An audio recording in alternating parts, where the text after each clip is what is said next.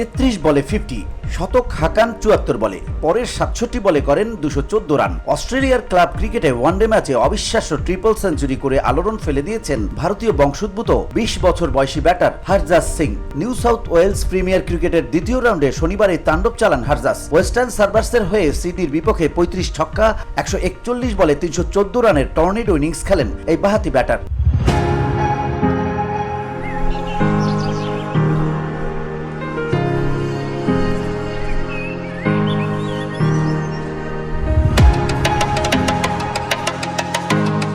তিন নম্বরে ব্যাটিংয়ে নেমে হরজাস শুরু থেকেই আক্রমণাত্মক ব্যাটিং করেন। 50 পূর্ণ করেন মাত্র 33 বলে। 50 থেকে সেঞ্চুরিতে যেতে লাগে আরো 41 বল। এরপরই ব্যাট হাতে তাণ্ডব চালান তিনি। ডাবল সেঞ্চুরি পূর্ণ করেন স্রেফ 103 বলে। অর্থাৎ সেঞ্চুরি থেকে ডাবল সেঞ্চুরি হাঁকাতে লাগে মাত্র 29 বল। শেষ ওভারে ট্রিপল সেঞ্চুরি পূর্ণ করেন 132 বলে। হরজাসের 314 রানের ইনিংসে 266 রানই আসে বাউন্ডারি থেকে।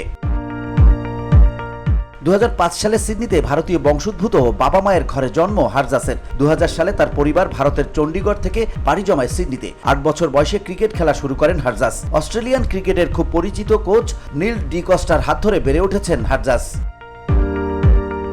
VOD Bangla news desk.